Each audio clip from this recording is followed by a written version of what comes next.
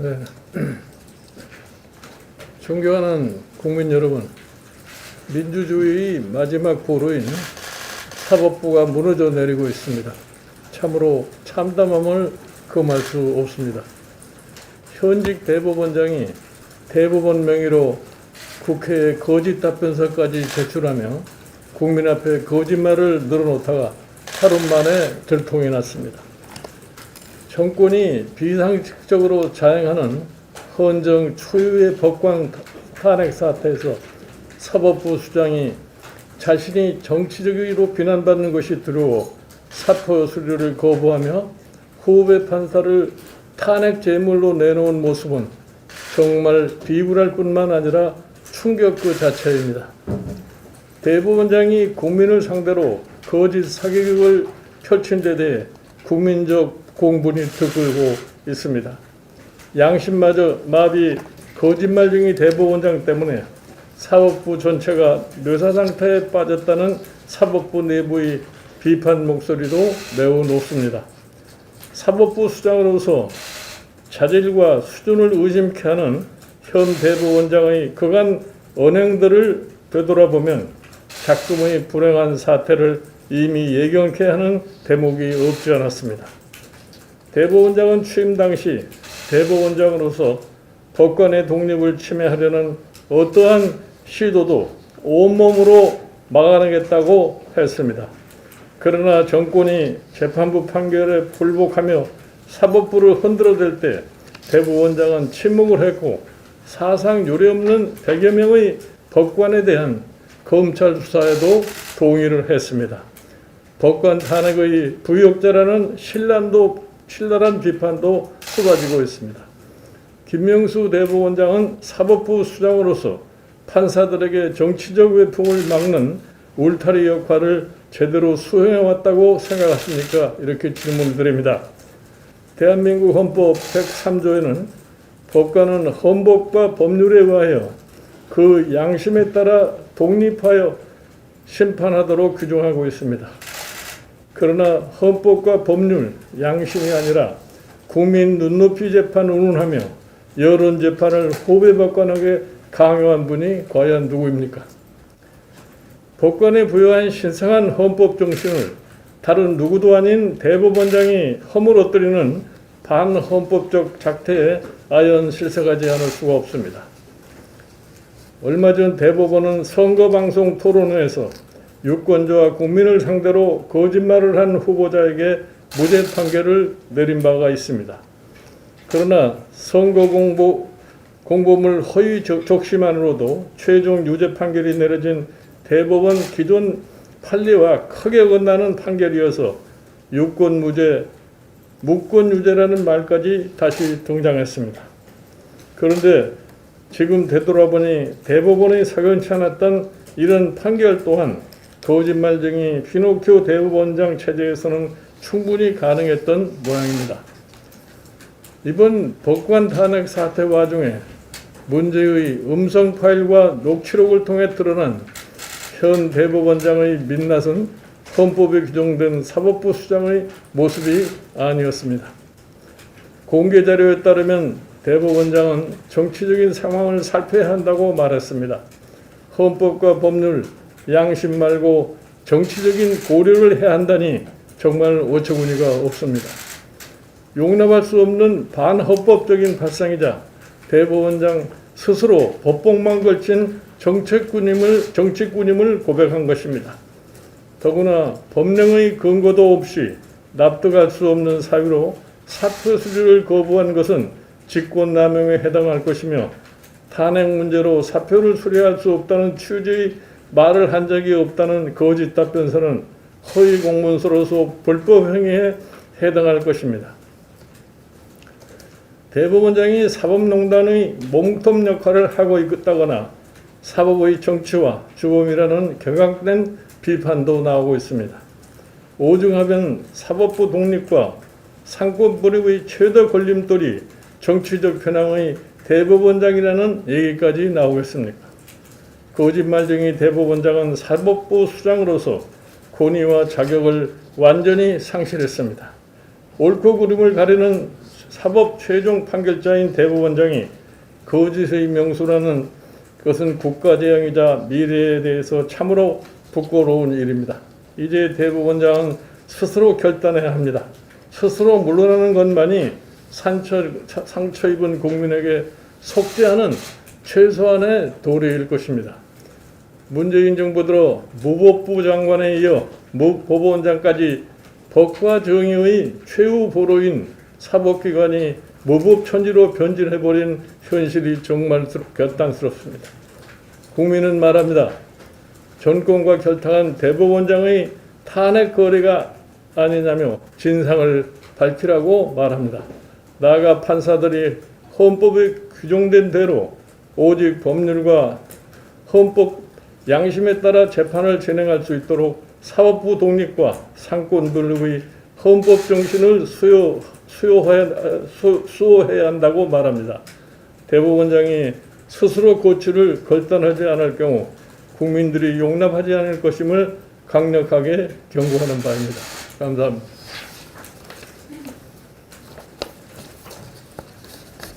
질문 드려도 될까요? 네? 당에서는 김명수 대법원장 탄핵안 발의도 필요하다고 얘기가 나오는 상황인데 이에 대해서는 어떻게 보시나요? 탄핵안 발의도 필요하다고 보시나요? 지금 네. 김명수 대법원장 당에서 그 탄핵 발의 얘기가 나오는데 탄핵이 필요하다고 보시는지.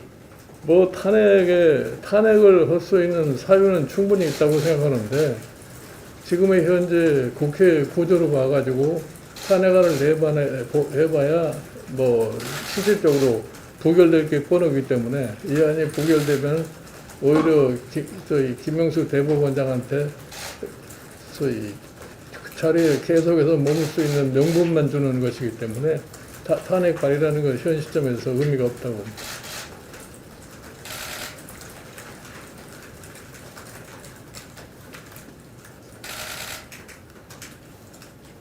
대표님 혹시 방금 현실성 말씀하셨는데요. 현실적인 부분을 떠나서 맞불 탄핵이라는 비판이 나오는 것도 고려를 하시는 건지 궁금합니다.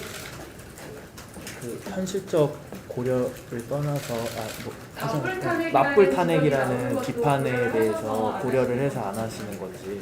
아니 뭐 맞불 탄핵이라고 하는 것은 모르겠어요. 일시적으로 그런 생각을 했던지 모르겠습니다만은 사실은 그런 문제를 갖다 제대로 숙고를 해볼 것 같으면 그 실질적으로 이것이 가능한 건지 가능하지 않는 건지 사유 자체만으로 탄핵이 이루어지는 것이 아니라 지금 모든 게 숫자 싸움을 하는 것이기 때문에 그러는 것 별로 의미가 없다고 봐요.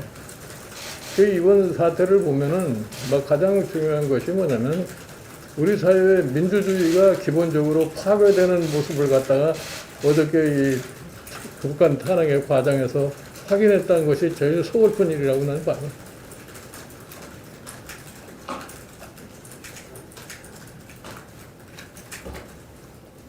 위원장님 어제 공개된 녹취 직접 보셨는지 보시고 좀 어떤 생각하셨는지. 어제 공개된 녹취 보시고 어떤 생각이 드셨는지. 참 한심한 생각이 들더라고요. 뭐 본인은 뭐 9개월 전에 한 얘기가 돼서 잘 기억이 안 난다고 이렇게 얘기를 하는데 내가 보기에는 의도적으로 설마 하니 그게 무슨 녹취록이 있었겠느냐 하는 이런 생각에서 공문으로다가 자기가 그런 얘기 한 게 없다고 국회에 제출하지 않았나 이렇게 생각을 해요. 그러니까 이제 그런 여러 가지 걸로 봤을 적에 지금 김명수 대법원장 스스로는 상당히 양심상의 혼란을 겪고 있을 거라고 생각합니다. 저런 상태에서 과연 3,000명이나 되는 판사들을 갖다가 잘 통제할 수 있을 능력이 있는지 의심하지 않을 수가 없습니다.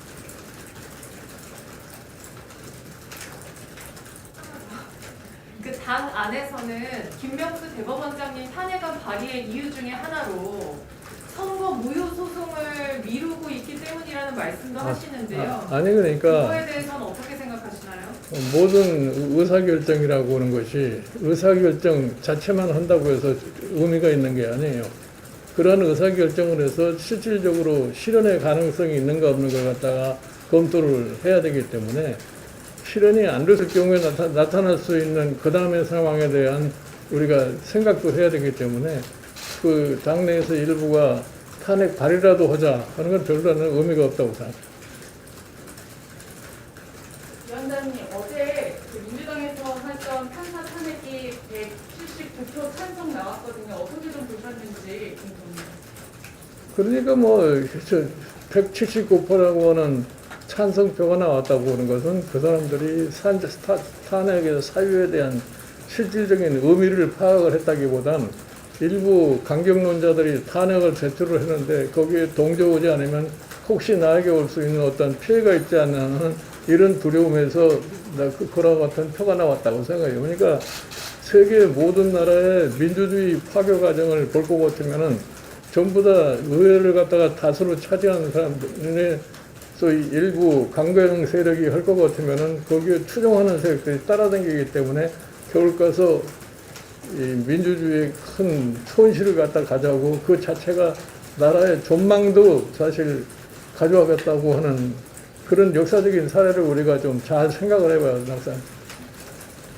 위원장님, 두 가지만 더 질문 드릴게요. 첫 번째는 지금 야당을 이끌고 계신데 이런 수적인 여당의 우위가 4년간 이어질 거잖아요.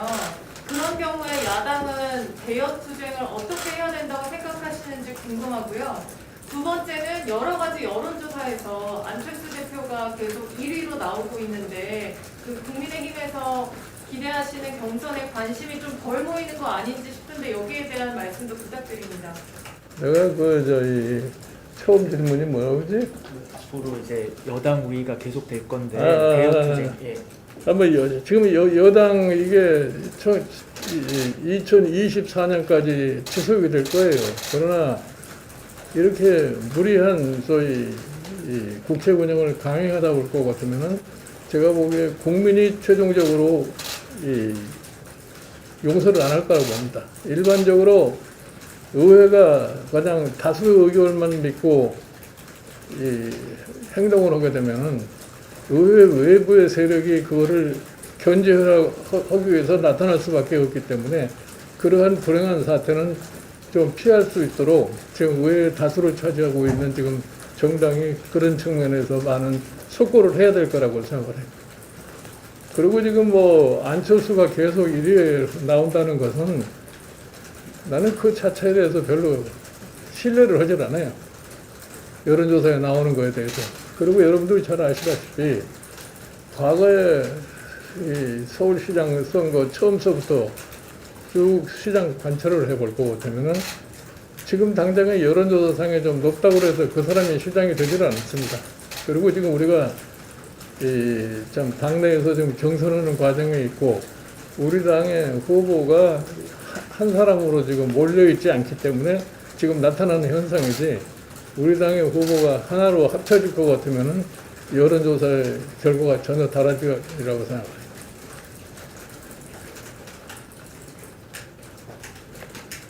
네, 감사합니다. 네, 마치겠습니다. 감사합니다. 네. 고생하셨습니다.